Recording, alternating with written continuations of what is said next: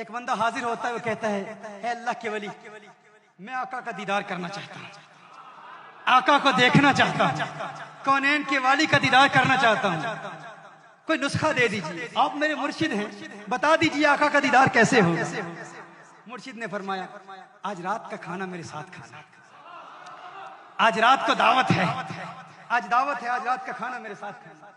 وہ مرشد کی بارگاہ میں حاضر ہوا، مرشد نے کھانا کھلایا۔ اولیاء کا کھانا بھی عجیب ہوتا ہے، کبھی کبھی اولیاء کھانا کھلاتے ہیں اور کھانا کھلا کر دل کی بیماریوں کا علاج کرا دیتے ہیں، دلوں کو چمکا دیتے ہیں۔ اور کبھی کبھی ایسے اولیاء بھی ہوتے ہیں جو کسی کے مرض کا علاج کرنے کے لیے خود بیمار بن جاتے ہیں۔ خواجہ نظام الدین اولیاء محبوب الہی رحمہ اللہ کا واقعہ مجھے یاد آ رہا ہے۔ آپ بیمار ہو گئے تو آپ کو بتایا گیا کہ ایک غیر مسلم ہے جو کچھ پڑھتا ہے، کچھ دم کرتا ہے، ایک غیر مسلم ہے جو اپنا کچھ کلام پڑھتا ہے، دم کرتا ہے، اور سنا ہے کہ اس کے دم میں بڑا اثر ہے جو کچھ بھی وہ پڑھتا ہے۔ خواجہ نظام الدین اولیاء رحمۃ اللہ تعالی علیہ اس کے پاس چلے گئے، اس نے کچھ پڑھا، جو کچھ بھی پڑھا، اب فوراً سے احتیاط ہو گئے، فوراً سے احتیاط ہو گئے۔ آپ سے احتیاط ہوتے ہیں تو فرماتے ہیں تیرا کون سا عمل ہے جس کی وجہ سے تو نے جو پڑھا ہے میں ٹھیک ہو گیا؟ اب کوئی سوچ سکتا ہے کہ اللہ کا ولی کسی ایسے بندے کے پاس کیوں جائے گا، یہ آپ کو پتہ چل جائے گا کیوں جائے گا۔ اور خواجہ نظام الدین اولیاء محبوب الہی کیوں گئے تھے؟ فرمایا تو نے کیا کیا، تیرا عمل کیا ہے، تیرا مجاہدہ کیا ہے، تیری محنت کیا ہے، تو کیا کرتا ہے جس کی وجہ سے تیری زبان میں ایسی تاثیر ہے کہ تو نے کچھ پڑھا میں ٹھیک ہو گیا۔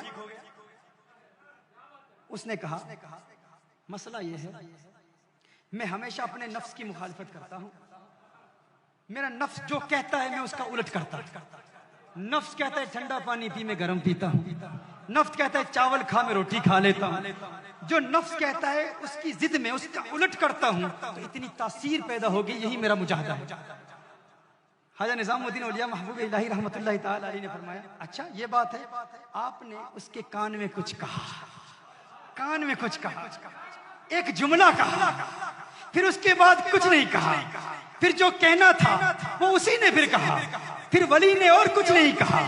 نگاہ ولی میں سیر دیکھی، بدلتی ہزاروں کی تقدیر دیکھی، کان میں کچھ کہا، اس نے کہا اشہد ان لا الہ الا اللہ واشہد ان محمدن عبدہ ورسولہ، کلمہ پڑھ کے مسلمان ہو گیا۔ مریدوں نے پوچھا محبوب الہی آپ تو علاج کرانے کے لیے گئے تھے، یہ کیا ہوا؟ اس کے کان میں کیا کہا؟ ہمیں کیا حاجت کہ ہم کسی کے پاس جا کے علاج کرائیں، ہم تو علاج کرنے کے لیے جاتے ہیں، علاج کیا ہے؟ مریدوں نے پوچھا کیا کہا؟ آپ نے اس کے کان میں کیا کہا؟ خواجہ نظام الدین اولیاء محبوب الہی فرماتے ہیں اس نے کہا میں اپنے نفس کی مخالفت کرتا ہوں، جو نفس کہتا ہے اس کا الٹ کرتا ہوں۔ میں نے کان میں کہا اسلام لانے کا جی چاہتا ہے، مسلمان بننا چاہتا ہے، کہا نہیں نہیں نہیں مسلمان نہیں بنوں گا، کہا نفس کا الٹ کر، نفس کہتا ہے اس کا الٹ کر، فوراً مسلمان ہو گیا۔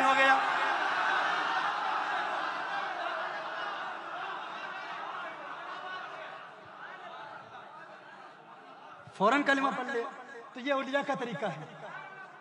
ہمارے ہاں کچھ جاہل ہیں، چیپٹر نمبر دس ورس نمبر دس، چیپٹر نمبر دس ورس نمبر دس، بائبل چیپٹر نمبر دس ورس نمبر دس، وہ ساری زندگی ریفیوٹ کرتے کرتے کرتے اپنے ہی بندے کھڑے کر کے انہیں کو کچھ پیسہ دے کے تو میرے سامنے کھڑا ہو جانا، یہ سوال کرنا، میں جواب دوں گا، تو کلمہ پڑھ لینا، میرے نوٹ آتے رہیں گے، مجھے مال ملتا رہے گا۔ چیپٹر نمبر دس ورس نمبر دس، عقل کے اندھو اگر نظام الدین اولیاء محبوب الہی کی بارگاہ میں اگر اس میں قضائے تربیت سے تمہیں فیض ملتا تو پھر جس کو دیکھتے کلمہ پڑھ کے مسلمان ہو جاتا۔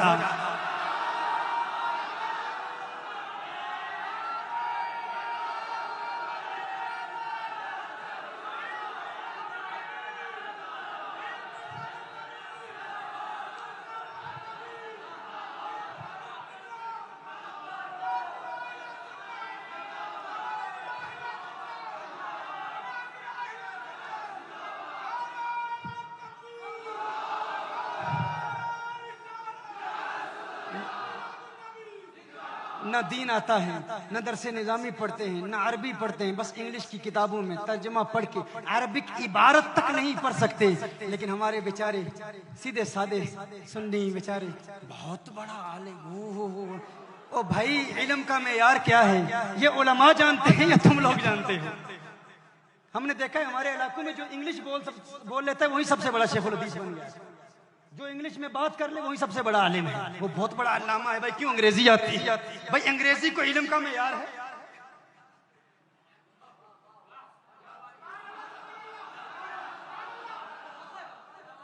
یہ وہ کہہ رہا ہے جو انگلش جانتا ہے.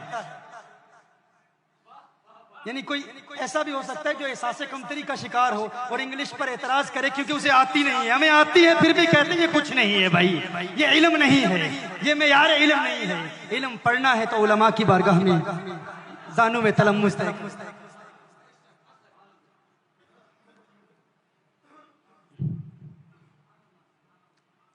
ہاں اس ولی اللہ کی بارگاہ میں وہ حاضر ہوتا ہے، آقا کا دیدار کرنا چاہتا ہے.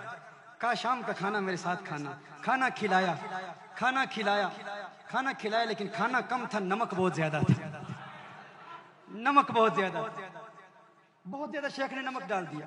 اب شیخ کے ادب میں کچھ کہہ بھی نہیں سکتے. کھانا کھا لیا، نمک بھی زیادہ ڈالا اور پانی بھی نہ دیا.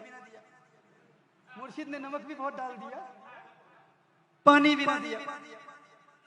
اب وہ ادبن کچھ کہہ بھی نہیں سکتا، شیخ کی بارگاہ میں حاضر ہے. شیخ نے فرمایا گھر جا کر پانی نہیں پینا، حضور کے دیدار کا نسخہ کل بتاؤں گا. اس نے کہا لیکن مرشد میرے دل میں تمنائیں مچل رہی ہیں، آرزو ہے، خواہشات ہیں، آقا کا دیدار ہو جائے. کہا واقعی خواہش ہے، واقعی دل میں آقا کی دیدار کی طلب ہے؟ مرشد بہت بڑی طلب ہے، میں تو آقا کا دیوانہ ہوں، آقا کا عاشق ہوں، آقا کو دیکھنا چاہتا ہوں. کہا ٹھیک ہے پانی نہیں پینا. اب وہ نمک کھایا ہوا ہے بہت زیادہ، پانی مرشد نے بھی نہیں دیا. حکم ارشاد فرما دیا گھر میں بھی پانی نہیں پینا. وہ گھر جاتا ہے، بغیر پانی پیے سو جاتا ہے. دن کے وقت مرشد کی بارگاہ میں حاضر ہوتا ہے میرے شیخ آقا کے دیدار کا نسخہ آپ نے عطا فرمانا تھا، اس کا کیا ہوا؟ فرمایا رات پانی پیا تھا. کہا نہیں. کہا بغیر پانی پیے سو گیا تھا. کہا سو گیا تھا. خواب آئی کیا دیکھا؟ کہا دریا دیکھے، سمندر دیکھے، چشمے دیکھے، بارش دیکھی. جہاں نظر اٹھائی پانی ہی پانی نظر آیا، پانی کے علاوہ کچھ نہیں نظر آیا. مرشد نے فرمایا یہی میرا سبق تھا، یہی میری تعلیم تھی. تو کہتا ہے کہ تیرے دل میں محمد عربی کے دیدار کی طلب ہے، پیاس ہے، چاہت ہے. ارے سچی چاہت پیدا کر. اگر پانی پیاس سچی تھی، پانی پیاس بجھانے کے لیے تیری خواب میں آ سکتا ہے تو آمنہ کا لال کیوں نہیں آ سکتا؟ وہ بھی آئے گا. تو پیاس تو پیدا کر، تو طلب تو پیدا کر، تو طلب تو پیدا کر، تو عشق تو پیدا کر، تو دیوانگی تو پیدا کر، بارکتی تو پیدا کر. اس کے مصطفیٰ میں اپنے دل کو چمکا دے. دیکھ آمنہ کا لال آئے گا، دیدار کرائے گا اور تیرے دل سے یہ آواز آئے گی اب میری نگاہوں میں جچتا نہیں کوئی، جیسے میری سرکار ہے ویسا نہیں کوئی.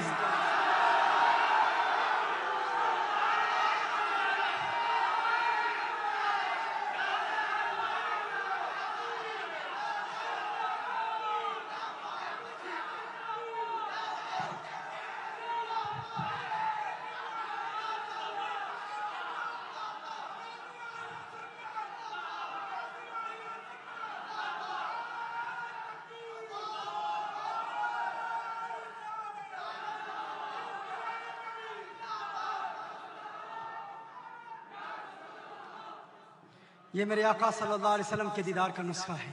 اگر بنگلور کی گلیوں میں آپ کی آنکھیں حسیناؤں کے چہرے بھی تلاش کر رہی ہوں اور پھر یہ کہو کہ آقا کو دیکھنا چاہتے ہو، یہ سچی طلب نہیں ہے، یہ سچی طلب نہیں ہے.